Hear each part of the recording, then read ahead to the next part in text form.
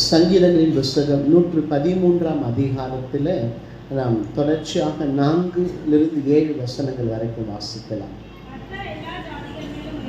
கர்த்தர் எல்லா ஜாதிகள் மேலும் உயர்ந்தவர்,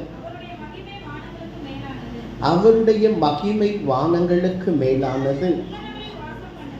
உன்னதங்களில் வாசம் பண்ணுகிற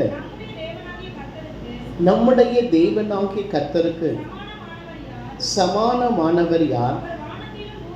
அவர் வானத்திலும் பூமியிலும் உள்ளவைகளை பார்க்கும்படி தம்மை தாழ்த்துகிறார். அவர் சிறியவனை புழுதியிலிருந்து தூக்கி விடுகிறார், எளியவனை குப்பையிலிருந்து உயர்த்துகிறார். இது சங்கீதங்களின் புஸ்தகம் 113 அதிகாரத்தில் நாம் வாசித்தோம். 4-7 வசனங்களை வாசித்தோம். அதில் சொல்லப்படுகிறது, கர்த்தர் எல்லா ஜாதிகள் மேலும் நம் தேவன் உயர்ந்தவர். எல்லா ஜாதிகள் மேலும் அவர் உயர்ந்தவர். இரண்டாவது சொல்லப்படுகிறது, உன்னதங்களில் வாசம் பண்ணுகிற நம்முடைய தேவனாகிய கர்த்தருக்கு சமானமானவர் யாரும் இல்லை. ஏனென்றால் அவர் எல்லா ஜாதிகளிலும் உயர்ந்தவர். வேதம் சொல்லுகிறது, கர்த்தர் எல்லா தேவர்களை காட்டிலும் பெரியவர், அவருக்கு சமானமானவர் யாரும் கிடையாது. ஆனாலும் அவர் உயர்ந்தவராக தான் இருக்கிறார், ஜாதிகள் மேல் உயர்ந்தவராக இருக்கிறார். அவருக்கு சமானமானவர்கள் யாருமே கிடையாது. ஆனால் வேதம் சொல்லுகிறது, அவர் வானத்திலும் பூமியிலும் உள்ளவைகளை பார்க்கும்படி தம்மை தாழ்த்துகிறார். அவர் உயர்ந்தவராய் இருந்தாலும் தம்மை தாழ்த்துகிறார். அவர் உயர்ந்தவர். வேதம் சொல்லுகிறது, எல்லா ஜாதிகளின் மேலும் கர்த்தர் உயர்ந்தவர். இரண்டாவது சொல்லுகிறது, அவருக்கு சமானமானவர் யார்?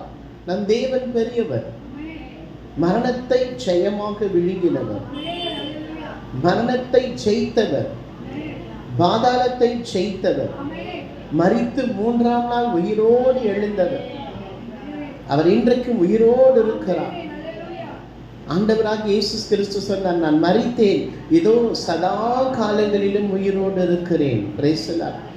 அவர் நம் தேவன் பெரியவர்.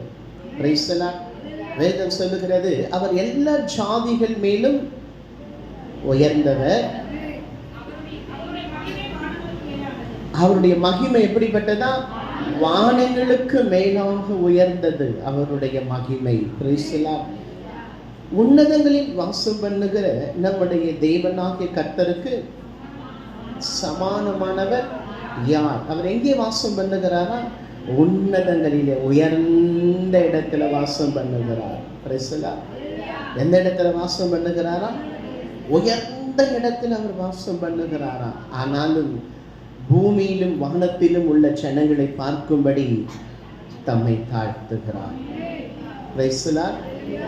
அவர் ஜாதிகள் மேல் உயர்ந்தவர், அவர் மகிமையிலே உயர்ந்தவர்.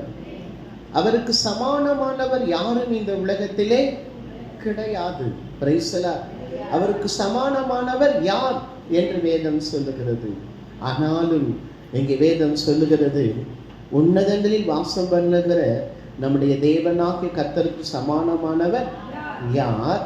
அவர் வானத்திலும் பூமியில் உள்ளவைகளை பார்க்கும்படி தம்மை தாழ்த்துகிற தேவன். வேதம் சொல்லுகிறது, அவர் சிலுவையிலே தம்மை தாழ்த்தினார், மரண பரியந்தம் தம்மை தாழ்த்தினார்.